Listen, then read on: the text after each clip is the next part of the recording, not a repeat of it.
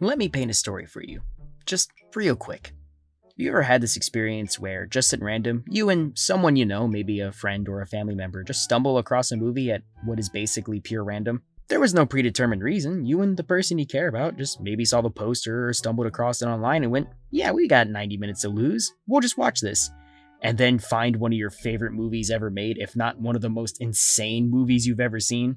That was the experience my brother and I had with Braindead, A.K.A. Dead Alive. A movie that is deranged, foul, gory, and might just be a horror comedy masterpiece. I mean it. I had heard of this movie before, but didn't really know anything about it, but my brother just got it pulled up on the TV and we sat through the whole experience, and it was phenomenal. Horror and comedy is such a hard balance to achieve. Only a few movies can say they've successfully made a movie that is equally funny as it is horrific. And after watching Braindead, I think it easily sits in that same clubhouse. Hell, I'd even say it's just as good as Evil Dead 2, which, by the way, is a massive achievement.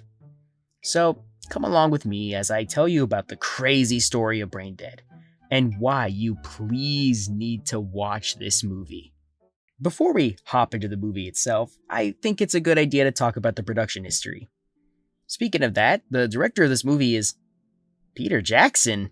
Yes, that Peter Jackson, the one who made Lord of the Rings trilogy, King Kong 2005, Meet the Feebles. Okay, there's probably a better movie to reference there than Meet the Feebles, but well, I've got to traumatize someone else with a knowledge of this movie's existence. He was also a producer on one of my favorite sci-fi films, District 9. I just wanted a reason to bring up that movie, I just really like it. But yeah, before he became on to be the mega successful director that he is now, much of his earlier career was working on many low-budget horror films, many of which had a comedic edge to them. Some of them being Bad Taste, The Frighteners, and a lot of others. Though he did some other genre films like Jack Brown Genius and Forgotten Silver, to name a few. I guess no director truly comes out of nowhere. There's always some sort of movie that'll surprise anyone in any major director's filmography. The special effects directors on the film were Bob McCarran and Richard Taylor. McCarran did all the great makeup throughout the movie. Taylor did a lot of the jaw-dropping prosthetics and other effects throughout the film. Seriously, these two did such great work, but I'll save a lot of the praise for the later in the video. Bob McCarran would work on many hit films as a makeup artist and creator, some of these films being The Matrix and Mad Max The Road Warrior, as well as some smaller productions. He's also a professional medic, which is definitely a cool job to have on the side. I bet this guy has got to be the coolest person to hang out with. Richard Taylor worked on many projects from various directors, on different positions as well. He, as well as Tina Roger, started their special effects company Weta Workshop in 1987, which would later also create Weta Digital in 1993, the CGI department of their firm. They got their start on Meet the Feebles and Braindead, eventually being a major special effects director on the Lord of the Rings trilogy. But he and his company have worked on so many projects, some of which being District 9, the Narnia films, James Cameron's Avatar, Blade Runner 2049, the best and most essential Blade Runner movie, might I add, the Dune films by Denis Villeneuve, even the Minecraft movie was worked on by them. They are special effects juggernauts. The movie itself was filmed in Jackson's home country of New Zealand. Interestingly, on its release date, it actually made more money than a bigger blockbuster in its home country, that movie being Tim Burton's Batman Begins. Pretty crazy. The movie is also said to be, allegedly, the bloodiest movie ever made, supposedly using 300 liters of fake blood in the movie's finale. And apparently during filming, the blood froze up and stuck to many people's clothes because they shot in the winter. This movie was also banned in many countries. It's banned in South Korea, Singapore, and Finland, though it was later unbanned and released uncut. Germany also banned it, sort of. The movie and several cut versions are banned, and it's also illegal to publicly exhibit. Geez, I'm surprised that England didn't ban it, since they have a history of banning any movie that shows gore or anything remotely graphic, labeling it a video nasty. Though, maybe that was over by the 90s, I don't know my English history all that well. Though, let's be honest, when hasn't England's government enforced insane levels of censorship? And that's all the production history and trivia that's relevant to what I want to talk about. Now, let's get into the movie at hand. As usual, I'll start the discussion of this film by speaking about the characters and the plot of the film. Starting, of course, with the characters. The main character of this movie is a man named Lionel Cosgrove, played by Timothy Balm. Or is it Balmain? I don't really know. He's a very meek and closed-off person, not exactly open with anyone around him and would rather just keep it to himself. This sort of cagey personality is spurred on by his mother, Vera Cosgrove, played by Elizabeth Moody. She's an incredibly overprotective, to the point of smothering, type of mother, always trying to make decisions for her son and even being pretty manipulative throughout most of the movie. And of course, she speaks a lot about how her husband, and Lionel's father, died when he was young. I'd say Moody's acting is one of the show-stealing performances in this movie, but we'll get back to that later. The next of the leading characters is Paquita Maria Sanchez, played by Diana Peñalver. She takes the role of the lead love interest and, well, she doesn't really have much of a character outside of that. Her actress gives a good performance, but her primary role in the story is to be worried for Lionel's behavior and circumstances. A major part of her character is her heritage. She is Spanish Romani, which is a real and large minority group in Europe and really all over that region of Europe in general. Thus, her character is tied into the whole tapped into mysticism and spirituality trope that's tied to a lot of Romani characters. But I don't think it's done offensively here.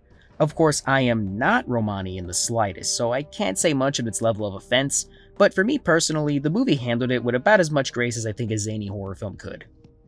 The final major character is Uncle Les, played by Ian Watkin, who is Lionel's uncle, and I'd say he's the only character who suitably fits into a villain role within the movie.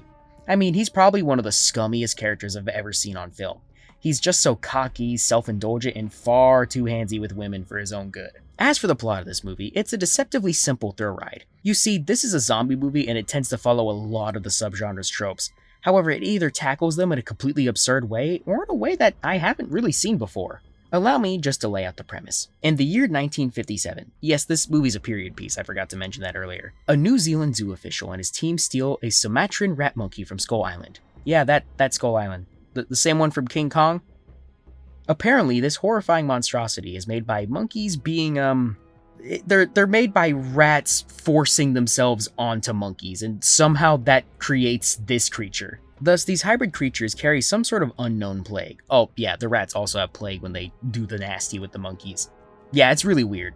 During the capture of this monkey from Skull Island, the zoo official gets bit, and out of fear, his crew completely dismembers him.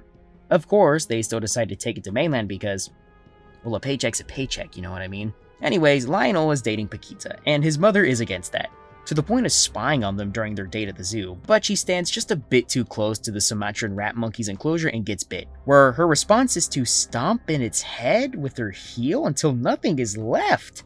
Jeez, man! From here is where the plot of the movie really starts to get going. Remember earlier how I said Elizabeth Moody's performance is a show stealer? Well, this is why. She is the first zombie of many in this movie. But we spend about the first third or quarter of the movie with Lionel trying to take care of his mother as she seems to be, well, literally rotting away.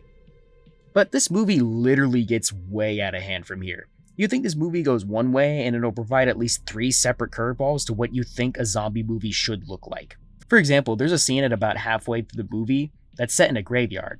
Now, on paper, this should be the most tense scene in the movie. Instead, we get this.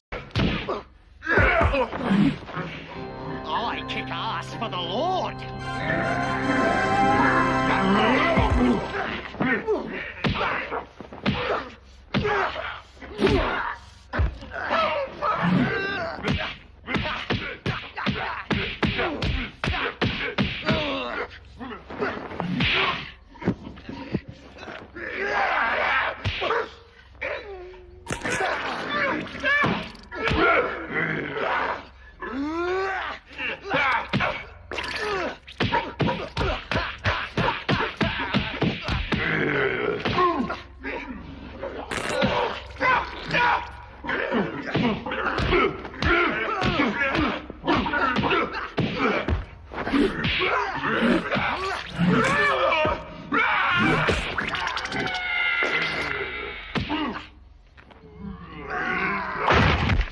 Look, I don't know what to tell you.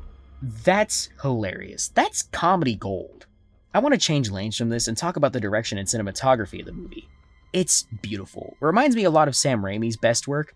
Now, I know that isn't always productive, but I think Jackson and Raimi were actually pulling from a lot of similar inspirations for their work. This movie is full of all these spectacular practical effects showcases, only to be used for a moment.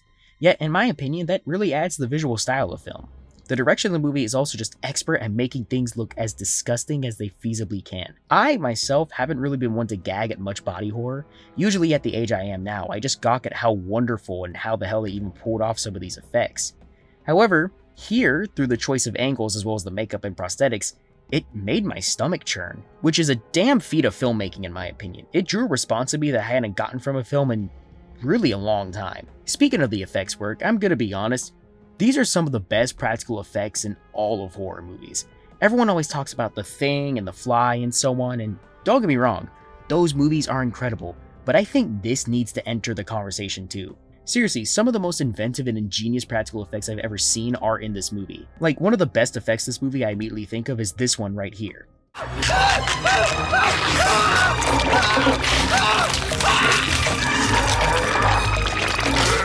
Like, holy shit, look how good it is. It's so stylized and yet it holds a level of realism that would keep the viewer's sense of belief.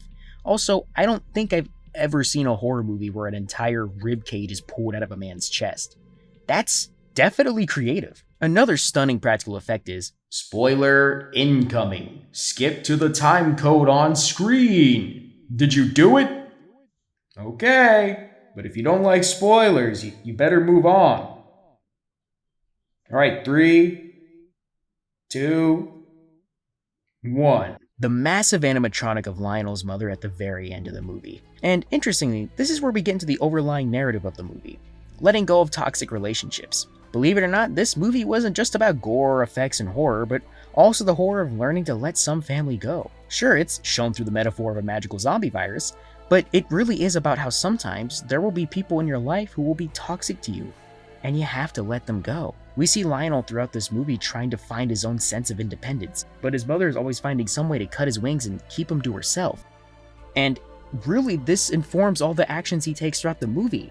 On paper, anyone reasonable would have looked at the state his mother is in and probably have inducted her into a hospital or, quite frankly, maybe even have killed her, which honestly, with the way she was looking, would have been a reasonable thing to do. But instead, he keeps her around because, well, so much of his identity is tied into her because of her manipulation and destructive tactics towards his personality.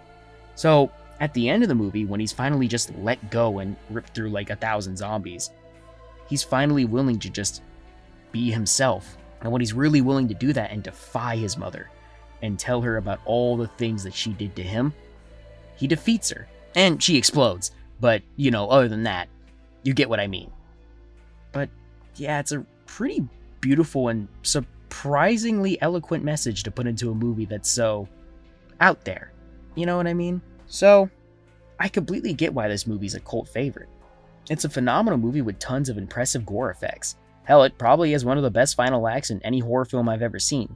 It also helps that it's carried by a very out there sense of humor. Might not click for everyone, but it did for me. And really, it's surprising what you can find when you just stumble across something. Fully honest here, I'm not the biggest Lord of the Rings guy. It never was my style of fantasy. I always preferred different and more out there fantasy stories like The Dark Crystal, Discworld, and Elric Melniboné and other stuff like that. So color be shocked when I found this gem in Peter Jackson's filmography. Though it's never completely fair to judge a director by their biggest success, sometimes you'll find a beautiful hidden gem in any artist's portfolio, if you really look for it. And that's all I really gotta say about that. I hope that after watching this, you guys will go to check out Braindead. And don't tell YouTube I told you this, but it's completely free on YouTube. There's multiple channels who have just re-uploaded it without ads or anything in it. Seriously, look into it. But yeah, with all that being said, I hope you really do check out the movie. And what'd you think of the video? Do you think I'm stupid? Do you think I'm a genius? Did you agree? Did you not? Yada yada. I hope you like and comment on the video below what you think. And with all that being said, I'll see you next time.